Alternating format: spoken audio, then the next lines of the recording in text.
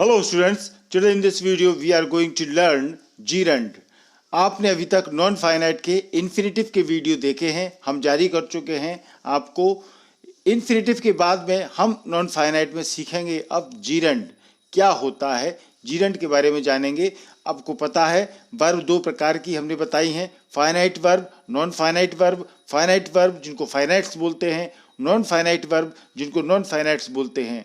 Tense, subject और number से जो वर्ब प्रभावित हो जाती है, इफेक्टेड हो जाती है, जो लिमिटेड होती है, वो फाइनाइट वर्ब होती है। और जिस वर्ब पर टेंस का, नंबर और पर्सन का प्रभाव नहीं होता, वो नॉन फाइनाइट वर्ब होती है, नॉन फाइनाइट्स कहलाती है।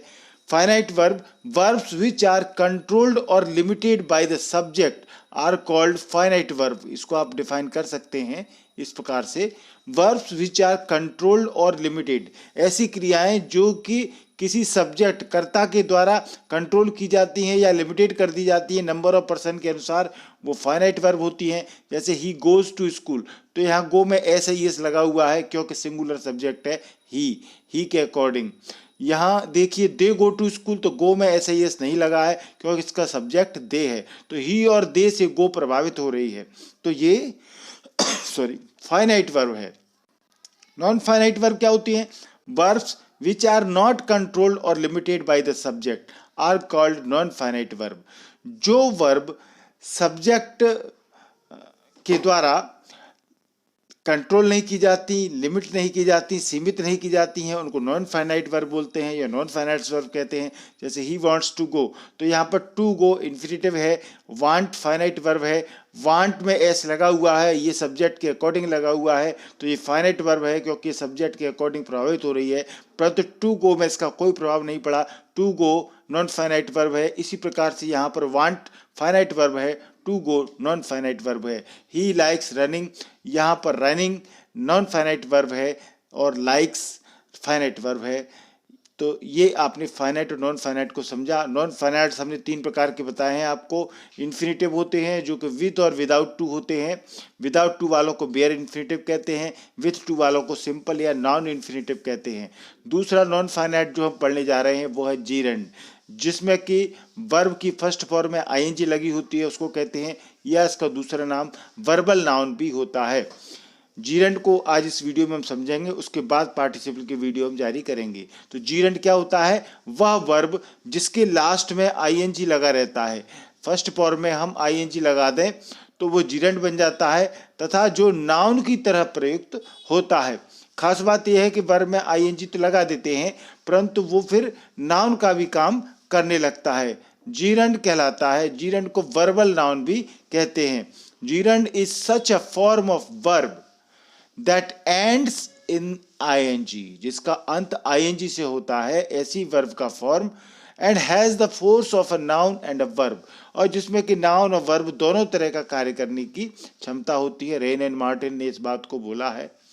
अर्थात हम बोलेंगे gerund वर्ब में आईएनजी जोड़ने से बनता है और वाक्य में नाउन का काम करता है। जैसे आपने देखा हो वॉकिंग, रनिंग, रीडिंग, प्लेइंग, ये सभी वर्ब हैं।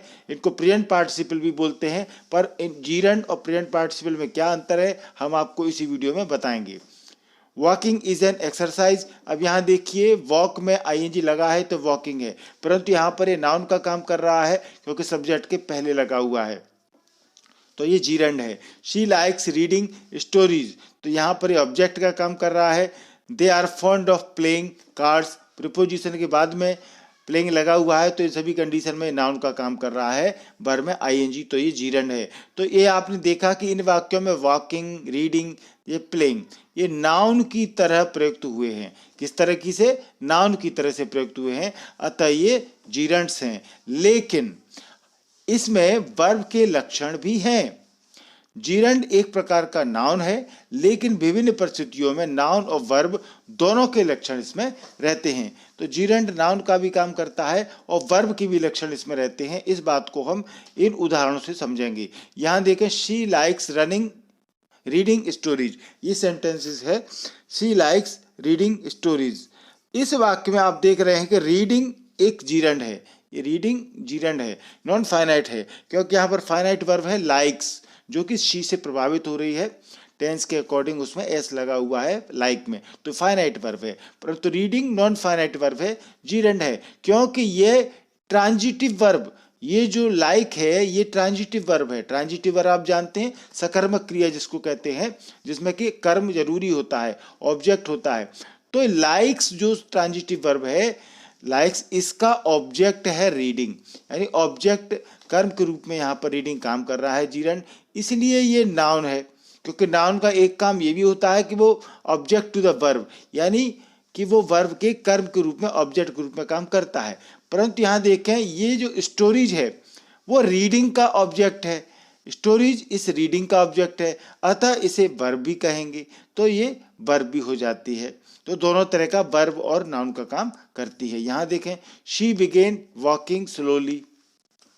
अब इस वाक्य में वॉकिंग जो है वो जीरंड है, वॉकिंग क्या है, जीरंड है, क्योंकि ये वर्ब बिगेन का ऑब्जेक्ट है। यहाँ जो बिगेन वर्ब है फाइनाइट वर्ब, इसके ऑब्जेक्ट के रूप में ये वॉकिंग काम कर रहा है, इसलिए ये नाउन हुआ, क्योंकि वर्ब का ऑब्जेक्ट जो है वो नाउन की कंडीशन होती है। और फिर देखें कि ये जो एडवर्ब है स्लोली, स्लोली है वो वॉकिंग को मॉडिफाई कर रहा है, कि जो भी काम हो रहा है घूमने का, कि उसने धीरे धीरे घूमना शुरू किया, तो वॉकिंग जो है घूमना वो किस तरीके से हो रहा है, स्लोली, धीरे धीरे हो रहा है, तो ये वॉकिंग को मॉडिफाई कर रहा है, इसलिए इसको वर्ब भी कहते हैं। और आप जानते हैं कि कोई भी एडवर्ब वो वर्ब को, एडजेक्टिव तथा खुद को मॉडिफाई करता है, तो ये इस प्रकार से वर्ब और नाउन का काम करता है। यहाँ देखें दे लाइक वॉचिंग मूवीज, तो in this sentence watching is a gerund, इस वाक्य में वॉचिंग जो है वो क्या है, जीरंड है, as it is the object of the verb like, like a noun, noun की तरह से ये लाइक वर्ब के ऑब्जेक्ट के रूप में काम कर रहा है। But like a verb it has its own object movies, परंतु एक वर्ब के वर्ब की तरह इसका खुद का एक कर्म है मूवीज, तो ये वर्ब का भी काम कर रहा है, तो जीरंड नाउन और वर्ब का काम करता है। अब नोट करने वाली बात यह है, जीरंडियल फॉर्म के साथ कई नाउन मिलकर के कंपाउंड नाउन की तरह प्रयुक्त होते हैं, इन्हें जीरंड भी ही माना जाता है। इस तरीके से वर्ड आपको संयुक्त नाउन के रूप में, कंपाउंड नाउन के रूप में आपको जीरंड के सेंटेंसेस में मिलेंगे। यहाँ देखें इस तरीके से स्लीपिंग चाइल्ड, सोता हुआ बच्चा, freezing point, blotting paper, walking stick, A dancing master, dining room, retiring is, यहाँ पर इस तरीके के कंपाउंड नाउन का प्रयोग आपको देखने को जीरंडियल फॉर्म में मिलेगा। अब यहाँ हमने आपको बताया जीरंड को वर्बल नाउन भी कहते हैं, परंतु हल्का सा जो अंतर है वो आपको हम यहाँ डिफाइन कर देते हैं। जीरंड को वर्बल नाउन भी कहते हैं, कुछ ग्रामर वाले बुक्स में आपको वर्बल नाउन अलग मिलेगा, जीरंड अलग मिलेगा, उसको एक्सप्लेन करते हैं, परंतु लगभग समान रूप से उसको माना जाता है। तो जीरंड और वर्बल नाउन की हम बात करते हैं। तो जीरंड की पहले बात करें तो gerund double part of speech होता है, जैसा हमने आपको बताया कि वर्ब का भी काम करती है और नाउन का भी काम कर रहा है जीरंड, यह वर्ब से बनता है और नाउन का कार्य करता है, तो इसको डबल पार्ट ऑफ स्पीच कहते हैं।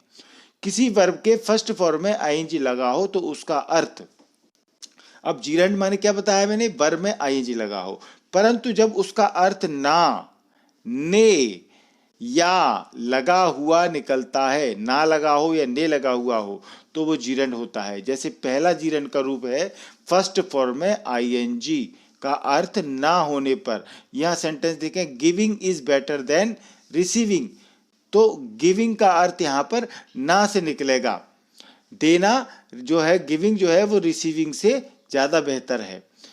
दूसरा प्रकार जीरंड का हैविंग और उसके बाद में वर्ब की थर्ड फॉर्म का अर्थ जब चुकना होने पर हैविंग रहेगा, हैविंग के बाद थर्ड फॉर्म, इस तरह के आपको सेंटेंसेज में जीरंड के रूप मिल जाएंगे, उनको समझना जरूरी है, इसलिए हम थोड़ा सा आपको यहाँ एक्सप्लेन कर रहे हैं। तो हैविंग के बाद वर्ब की थर्ड फॉर्म है, उसका अर्थ है चुकना, तो फिर वो जीरंड की तरह काम करता है। यहाँ आप देख सकते हैं परफेक्ट जीरंड इसको बोलेंगे क्योंकि हैविंग से मिलके बना है, तो परफेक्ट जीरंड का प्रयोग किस तरीके से होता है, हैविंग प्लस थर्ड फॉर्म का उपयोग जब सेंटेंस में होगा तो वो एक पास्ट एक्शन, एक भूतकाल में होने वाली क्रिया को बताएगा, पास्ट एक्शन को व्यक्त करता है। जैसे यहाँ आप देखें पहला sentence, I heard of his having gained a prize, मैंने सुना, अब क्या सुना, उसको इनाम प्राप्त कर चुकने के बारे में मैंने सुना, यानी वो इनाम प्राप्त कर चुकी थी तो उसके इनाम प्राप्त कर चुकने के बारे में मैंने सुना, यानी कि उसने इनाम प्राप्त किया था, तो ये एक पास्ट एक्शन था जो मैंने सुना था। तो हैविंग गेन्ड यहाँ पर ये जीरंड है। दूसरा देखें, she was tired of her having walked a long distance, वह थक चुकी थी। सी वाज टायर्ड, कैसे थक चुकी थी? क्योंकि वो लंबी दूरी तक चल चुकी थी। चल चुकने के कारण, लंबी दूरी तक लॉन्ग डिस्टेंस वॉकिंग के कारण, हैविंग वॉक्ड, वो थक चुकी थी। फिर देखें, she was accused of having deserted his ship, तो यहाँ पर उसको एक्यूज किया गया था, उसके कारणों के लिए हैविंग डेजर्टेड का उपयोग हुआ है। अब यहाँ देखें, तीसरा जो जीरेंड का फॉर्म है वो है बीइंग रहेगा और फिर वर्ब की थर्ड फॉर्म, ठीक है ना, का अर्थ क्या निकलेगा? जाना होने पर। She was afraid of being criticised, ठीक है, वह आलोचना किए जाने से भयभीत थी। She was afraid of being criticised. She requested for her being promoted, उसने तरक्की दिए जाने के लिए आग्रह किया, रिक्वेस्ट की। तो इस प्रकार से आपको तीन इसके फॉर्म मिले। पहला फर्स्ट फॉर्म में आईएनजी, फिर आपने देखा हैविंग प्लस थर्ड फॉर्म, फिर तीसरा आपने देखा बीइंग के बाद में थर्ड फॉर्म। तो ये जीरंड के अलग अलग रूप हो जाते हैं। अब हम वर्बल नाउन की बात करें तो जब जीरंड के पहले द और उसके बाद में ऑफ लगा हो, जीरंड के पहले यानी वर्ब में आईएनजी के पहले द लगा हो और उसके बाद ऑफ लगा हो, तो उसको वर्बल नाउन कहते हैं। और ये वर्ब से बनता है, परंतु वर्ब का काम न करके नाउन का ही काम करता है। ये बारीक अंतर है वर्बल नाउन और जीरंड में, कि वर्बल नाउन जो है वो नाउन का काम करता है और जीरंड वर्ब का भी काम करेगा और नाउन का भी काम करेगा। यहाँ देखें, द ड्राइविंग ऑफ अ बस, यहाँ द लगा हुआ है, फिर इसके बाद ऑफ लगा हुआ है, तो ये वर्बल नाउन के रूप में काम कर रहा है driving. The driving of a bus needs skill, ठीक है। The rising of the sun looks beautiful, rising gerund है, उसके पहले द लगा है, ऑफ लगा है, तो ये वर्बल नाउन के रूप में काम कर रहा है। ये आपको बारीक अंतर समझना है, नोट करके हमने लिख दिया है। जीरंड जो है वो वर्ब का भी काम करता है, नाउन का भी करता है, और वर्बल नाउन नाउन का काम करता है, क्योंकि जीरंड का प्रयोग नाउन की भांति होता है। जीरंड का काम क्या? नाउन की भांति होता है। अतः इसके निम्न रिलेशंस हम प्रयोग किए जाते हैं, निम्न रिलेशंस प्रयोग होते हैं। जीरंड कैन बी यूज्ड, कहाँ कहाँ जीरंड का उपयोग हो सकता है। अब आपको नाउन की कंडीशन पता है, कोई भी वर्ड को नाउन कब कहते हैं? जब वो किसी क्रिया का कर्ता हो, सब्जेक्ट के रूप में काम करे, किसी क्रिया के कर्म के रूप में काम करे, किसी प्रपोजिशन के ऑब्जेक्ट के रूप में काम करे, वर्ब के कॉम्प्लीमेंट के रूप में काम करे, तो वो वर्ड नाउन होता है। इसी प्रकार से यहाँ जब जीरंड इन कंडीशन को फॉलो करेगा तो जीरंड भी नाउन का काम करता है।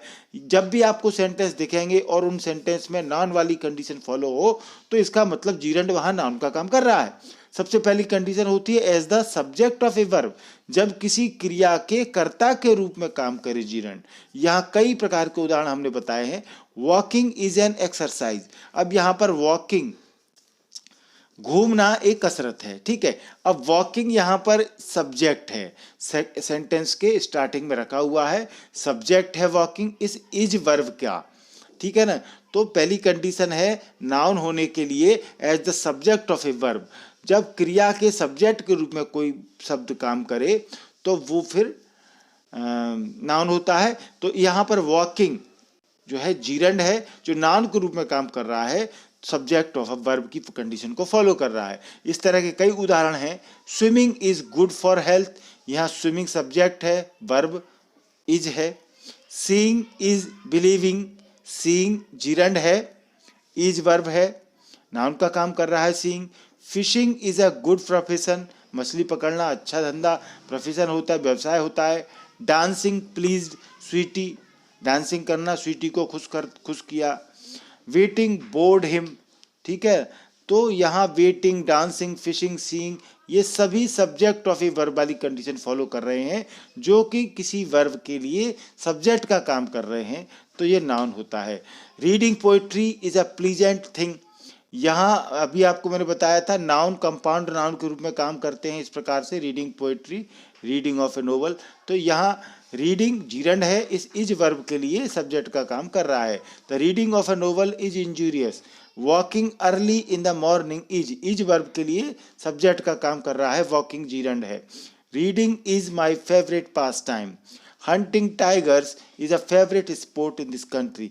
तो हंटिंग हुआ, ये रीडिंग, वॉकिंग, ये सभी इज वर्ब के लिए सब्जेक्ट का काम कर रहे हैं। तो यहाँ पर सब्जेक्ट ऑफ ए वर्ब की कंडीशन फॉलो हो रही है, नाउन का काम फंक्शन पता चल रहा है, तो यहाँ पर ये जीरंड नाउन के रूप में काम कर रहा है। दूसरी कंडीशन होती है as the object of a verb, जब किसी क्रिया के कर्म के रूप में जीरंड काम करे तो वो नाउन का काम करता है।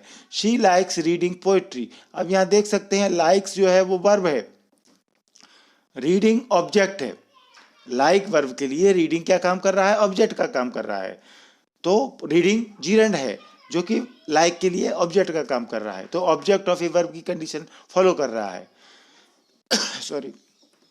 इसी प्रकार से आप नीचे सेंटेंस देखें, I dislike smoking, dislike verb है, स्मोकिंग उसके ऑब्जेक्ट के रूप में काम कर रहा है।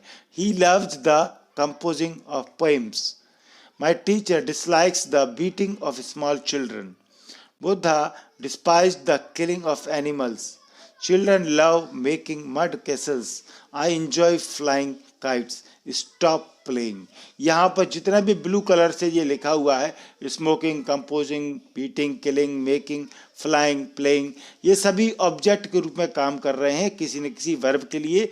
जो वर्ब हमने येलो कलर से इंडिकेट की है, डिसलाइक, लव्ड, डिस्पाइज्ड, इन सभी वर्ब के लिए जीरंड ऑब्जेक्ट के रूप में काम कर रहा है, तो नाउन की कंडीशन फॉलो होती है। तीसरी कंडीशन होती है as the object of a preposition, जब जीरंड प्रोपोजिशन के बाद आता है तो वो जीरंड नाउन का काम करता है। I am fond of smoking, अब यहाँ देख सकते हैं आप, ऑफ प्रोपोजिशन है, ऑफ के बाद में स्मोकिंग आया है, तो ऑफ प्रोपोजिशन ऑब्जेक्ट हो गया, प्रोपोजिशन के ऑब्जेक्ट कर्म के रूप में काम कर रहा है, तो नाउन की कंडीशन को फॉलो कर रहा है, तो ये जीरंड हुआ। ठीक है, यहाँ कई प्रकार के उदाहरण आप देख सकते हैं। येलो कलर से हमने प्रपोजिशन बताया है, up, by, at, in, at, on, from, for. इसके बाद में फिर जीरंड लगा हुआ है, dancing, coming, teaching, doing, finding, taking, playing. तो यहाँ पर as the object of a preposition की कंडीशन फॉलो कर रहा है, यानी नाउन की तीसरी कंडीशन को फॉलो कर रहा है, तो जीरंड नाउन का काम करता है, इस बात से ये पता लगता है। आप ये एग्जाम्पल देख सकते हैं, शी गेव अप डांसिंग, उसने डांसिंग करना छोड़ दिया। You have annoyed him by coming late, he was clever at teaching English, you did not believe in doing things in a hurry, we aimed at finding out some useful principle, the student went on talking in the class, he prevented me from playing, you were punished for telling a lie। यहाँ पर आप सभी देखें, yellow colour से preposition है और blue colour से हमने जीरंड को रखा हुआ है, कंडीशन फॉलो हो रही है। परंतु यहाँ नोट करने वाली बात आपको ये याद रखनी है, ये प्रयोग एग्जाम के दृष्टि से आपको फिल इन द ब्लैंक्स के रूप में जीरंड का प्रयोग आ सकता है। प्रपोजिशन के बाद जीरंड का प्रयोग कैसे करना है, अच्छे से आपको रूल को याद रखना चाहिए। जीरंड का प्रयोग किसी वर्ब के बाद में प्रपोजिशन आएगा या एडवर्ब कॉम्बिनेशन आएगा, कोई एडवर्ब कॉम्बिनेशन मिला हुआ, या फिर वर्ब के बाद एडजेक्टिव होता है, तो इसके बाद में जीरंड आएगा। यानी वर्ब हो, प्रपोजिशन हो, वर्ब हो, एडजेक्टिव हो, इसके बाद आपको जीरंड रखना है।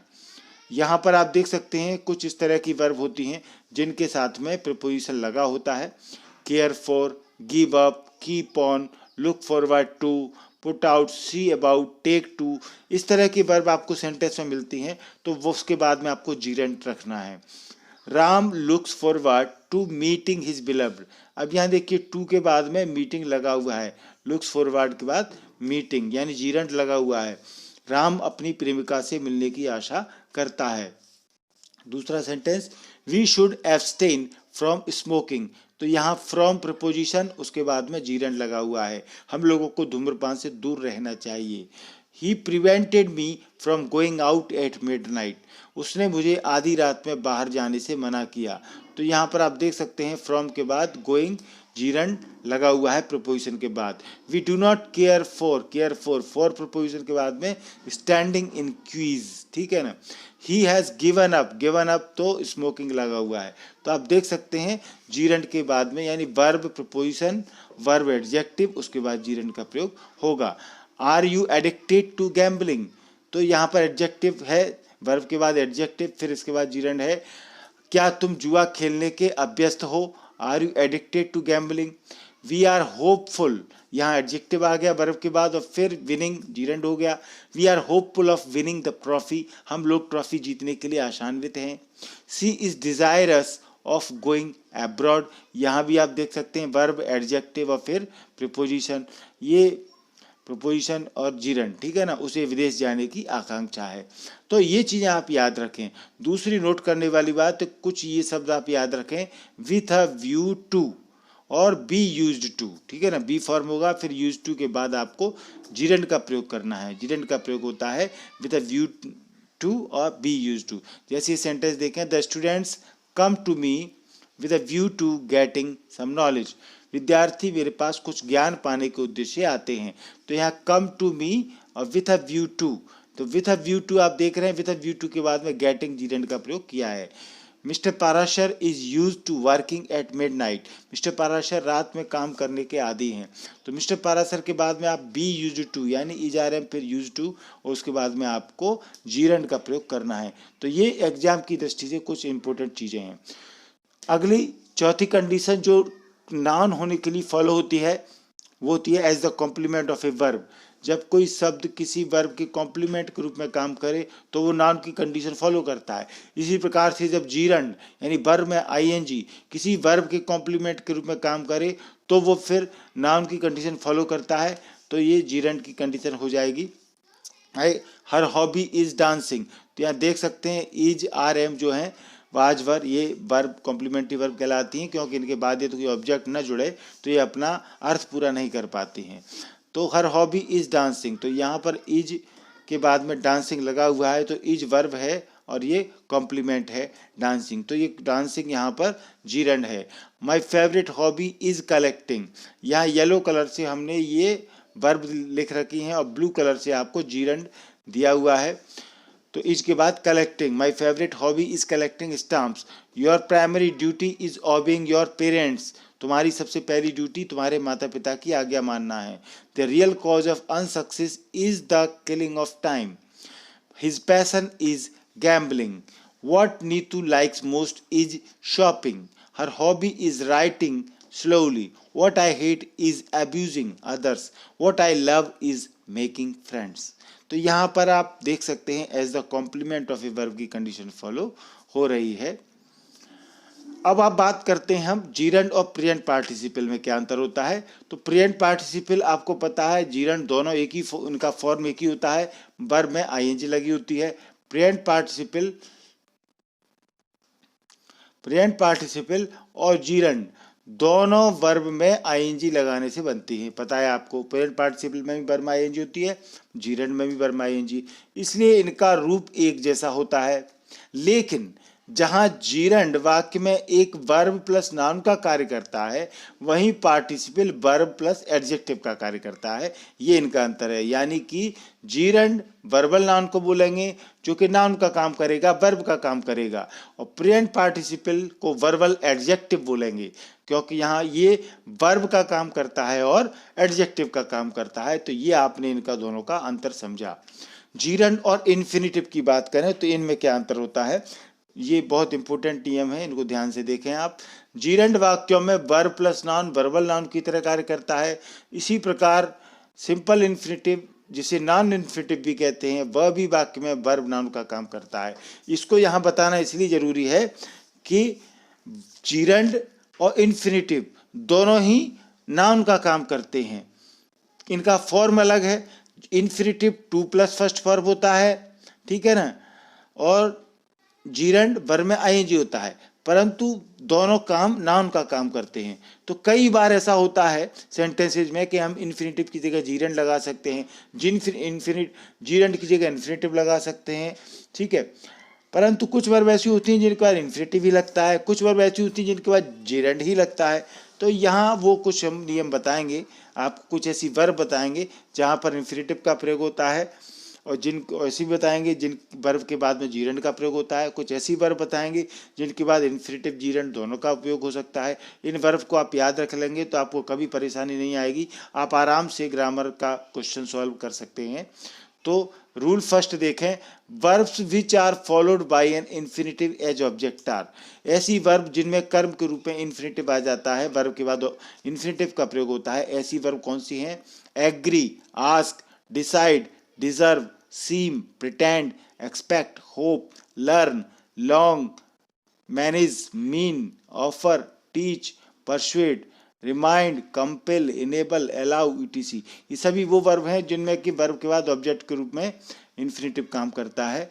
दूसरा यह है, ऐसी verbs which are followed by gerund as object. अब ऐसी वर्ब जो जिनके बाद जीरेंड का प्रयोग होता है, ऐसी वर्ब ये हैं, admit, avoid, consider, deny, delay, detest, dislike, dread, enjoy, escape, finish, forgive. Keep का मतलब कंटिन्यू से होता है, यहाँ पर मीन का मतलब इन्वॉल्व से होता है, माइंड का मतलब ऑब्जेक्ट करने से होता है, miss, pardon, postpone, prevent, propose का मतलब सजेस्ट से है, रिमेंबर का मतलब रिकलेक्ट से है, stop, suggest, can't, stand, allow, advise, forward, permit. ये सभी वर्ब आपको थोड़ी सी याद करनी पड़ेंगी, लर्न करनी पड़ेंगी, जिसके बाद आपको बिल्कुल क्लियर हो जाएगा कि कहाँ पर हमको ऑब्जेक्ट के रूप में इन्फिनेटिव का प्रयोग करना है, कहाँ जीरेंड का प्रयोग करना है। जैसे यहाँ देखें, he did not allow smoking there, तो अलाउ के बाद में आपको जीरेंड का प्रयोग करना है। My mother advised walking in the morning, advise के बाद आपको वॉकिंग का प्रयोग करना है। She forbade going out in the sun, forbade के बाद आपको जीरेंड का प्रयोग करना है। नोट करने वाली बात यहाँ एक चीज़ यह है, ये तीनों जो वर्ब हम 3-4 वर्ब ये बता रहे हैं, ध्यान रखें, अलाउ, एडवाइज, फॉरबिड, परमिट, इन चार को ध्यान रखें आप। इन वर्ब के बाद ऑब्जेक्ट का प्रयोग हो तो ऑब्जेक्ट के बाद सिंपल इन्फिनेटिव का प्रयोग होता है। यदि इनके बाद ऑब्जेक्ट का प्रयोग हो, ध्यान रखें, ऑब्जेक्ट का प्रयोग नहीं है तो फिर हम जीरेंड का प्रयोग करेंगे।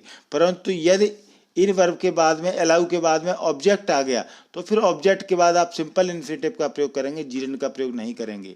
हर मदर अलाउड हर, अब यहाँ अलाउड के बाद हर जो है ऑब्जेक्ट आ गया तो फिर हम सिंपल इन्फिनेटिव का प्रयोग करेंगे। My mother forbid me to go, me आ गया फॉरबिड के बाद तो हम सिंपल इन्फिनेटिव का प्रयोग करेंगे, जीरेंड का प्रयोग नहीं करेंगे, इस बात को ध्यान रखें। इसके बाद ये और उदाहरण इस तरीके से हैं किस प्रकार से इन वर्ब के बाद हम जीरेंड का प्रयोग करते हैं। ये सभी वर्ब जो मैंने आपको अभी बताई, he admitted taking the bribe, he detests waiting, he dreads getting old, he kept crying, you should avoid over eating, I dislike standing here, I do not enjoy teaching. तो इन सभी वर्ब में आपको इन वर्ब के बाद object के रूप में जीरेंड का प्रयोग करना है। तीसरा बात जहां पर दोनों का प्रयोग हो सकता है, verbs which can be followed either by an infinitive और अ जीरेंड आर। जिन वर्ब के बाद में इन्फिनेटिव और जीरेंड दोनों का प्रयोग हो सकता है वो ये हैं, advise, begin, continue, like, love, hate, remember, regret, start, try, recommend, fear, forget, mean, neglect, purpose, can't beer यानी बर्दाश्त न करना, prefer, intend, allow.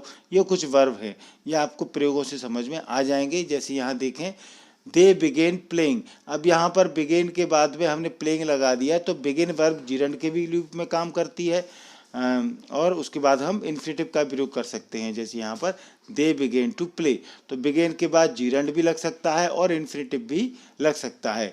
We prefer taking coffee, तो टेकिंग यहाँ देख सकते हैं, टेकिंग प्रिफर के बाद टेकिंग लग गया। वी प्रिफर टू टेक, तो टेकिंग जीरेंड भी लगा दिया, इन्फिनेटिव भी लगा सकते हैं प्रिफर के बाद में। I can't beer, can't beer के बाद में वेटिंग जीरेंड का भी प्रयोग हो सकता है, कांट बियर के बाद इन्फिनेटिव का प्रयोग भी हो सकता है। आई इंटेंड बाइंग इट, तो इंटेंट के बाद जीरेंड का प्रयोग भी हो सकता है और इन्फिनेटिव का भी हो सकता है। सी एडवाइज्ड मी, एडवाइज के बाद आप यहाँ राइटिंग देख सकते हैं, जीरेंड का प्रयोग भी हो सकता है और इन्फिनेटिव का प्रयोग भी हो सकता है। He doesn't allow parking here, तो यहाँ देख सकते हैं आप। तो ये कुछ वर्ब हैं जहाँ जीरंड और इन्फिनेटिव दोनों का प्रयोग हो सकता है। अब कुछ स्पेसिफिक यूज देखते हैं हम, जीरंड के खास रूल देखते हैं। इस रूल को चौथा रूल का नाम देंगे हम। यदि वर्ब के साथ पजेसिव एडजेक्टिव या प्रोनाउन एपोस्ट्रोफी एस वाला ऑब्जेक्ट आता है वर्ब के बाद में, तो उसके बाद जीरंड का ही प्रयोग किया जाता है, ध्यान रखें। सी इज इंसिस्टेड, यहाँ आई है ये इंसिस्टेड ऑन माई, तो ये माई जो है ये क्या आ गया, पजेसिव फॉर्म इस्तेमाल हो गया, प्रोनाउन, तो इसके बाद जीरंड का प्रयोग। She resented on my refusing the entry, तो माई के बाद रिफ्यूजिंग। प्लीज फॉरगिव मी या माई, दोनों में से कोई भी हो सकता है, प्रोनाउन या जे कॉलिंग का प्रयोग हुआ है। We can't prevent him wasting, यहाँ पर आप देख सकते हैं I indeed appreciate your giving, तो यहाँ आप जो भी देखेंगे ऑब्जेक्ट के रूप में एडजेक्टिव, पॉजिटिव एडजेक्टिव हो या प्रोनाउन हो, उसके बाद आपको जीरंड का ही प्रयोग करना है। एपोस्ट्रोफी एस का प्रयोग इस तरीके से हो सकता है। I postpone my mother's going to Bhopal, तो मदर्स गोइंग, तो मदर्स में मदर में एस लगा है, एपोस्ट्रोफी एस, उसके बाद जीरंड का प्रयोग करना है। परंतु कभी कभी कुछ कंडीशन में एपोस्ट्रोफी एस को ओमिट करके यानी उसको हटा करके भी जीरंड का प्रयोग किया जा सकता है। यह एपोस्ट्रोफी एस का प्रयोग हम कर भी सकते हैं, नहीं भी कर सकते हैं।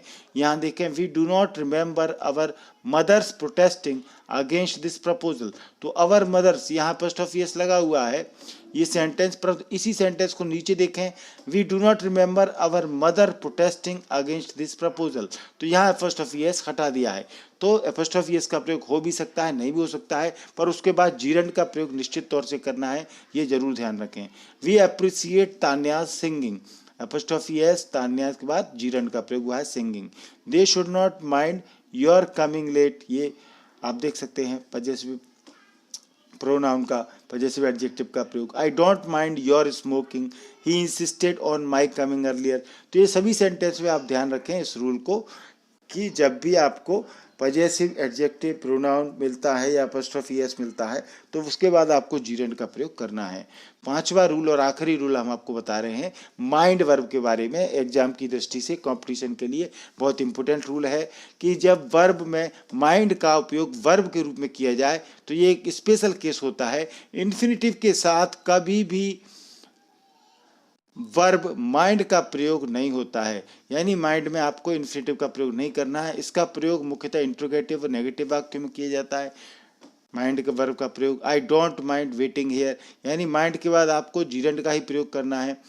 Would you mind waiting for some time, तो यहाँ पर देख सकते हैं आप किस प्रकार से माइंड के बाद हमने जीरंड का प्रयोग किया है। नेगेटिव और इंट्रोगेटिव सेंटेंस में सामान्यतः ऐसा होता है कि माइंड का प्रयोग इंट्रोगेटिव नेगेटिव वाक्यों में किया जाता है। माइंड के बाद सामान्यतः जीरंड आता है या नाउन प्रोनाउन पजेसिव एडजेक्टिव के बाद जीरंड का प्रयोग किया जाता है। या तो माइंड के बाद डायरेक्ट जीरंड आ जाएगा, या माइंड के बाद कोई नाउन आएगा, या माइंड के बाद में प्रोनाउन आएगा, या माइंड के बाद में पजेसिव एडजेक्टिव आएगा, ठीक है ना। I don't mind working here, तो यहाँ डोंट माइंड के बाद जीरंड आ गया। I don't mind her living there, ये यहाँ पर ये पजेसिव प्रोनाउन भी आ जाता है, पजेसिव एडजेक्टिव आ जाता है, तो भी आपको जीरंड का प्रयोग करना है। तो ये कुछ जीरंड के बारे में खास रूल हुए। ये वीडियो आपको पसंद आया होगा, थैंक यू। अभी तक आपने एमपी इंग्लिश क्लासेस को सब्सक्राइब नहीं किया है तो अभी सब्सक्राइब करें। सब्सक्राइब करना बहुत सरल है, एक ही वीडियो में एक ही बार आपको सब्सक्राइब करना है, हर बार सब्सक्राइब नहीं करना है। आपके मोबाइल में देखिए लाल कलर से सब्सक्राइब लिखा हुआ दिख रहा होगा, इस लाल कलर के सब्सक्राइब को आप टच करेंगे तो ये व्हाइट कलर में बदल जाएगा, यानी चैनल सब्सक्राइब हो चुका है। बगल में बेल आइकन होगा, उसको जरूर दबाएं। 3 ऑप्शन आएंगे, इसमें सबसे ऊपर के ऑप्शन ऑल को आप दबाएंगे तो मैं जो भी वीडियो बनाऊंगा वो तुरंत आपके मोबाइल पर नोटिफिकेशन के रूप में पहुंच जाएगा। धन्यवाद। और इसी तरह की वीडियो आपको देखना है तो एमपी इंग्लिश क्लासेस पर हमने प्लेलिस्ट बना रखी है, आप प्लेलिस्ट में जाएंगे तो ग्रामर के बहुत से वीडियो, राइटिंग स्किल के वीडियो, आपके टेक्स्ट रिलेटेड वीडियो सभी आपको इस प्लेलिस्ट में मिल जाएंगे। थैंक यू पूरा वीडियो देखने के लिए। आपको कोई भी प्रॉब्लम हो तो आप हमें कमेंट करके जरूर बताएं। वीडियो अच्छा लगा हो तो अप्रिशिएट जरूर करें। Thank you.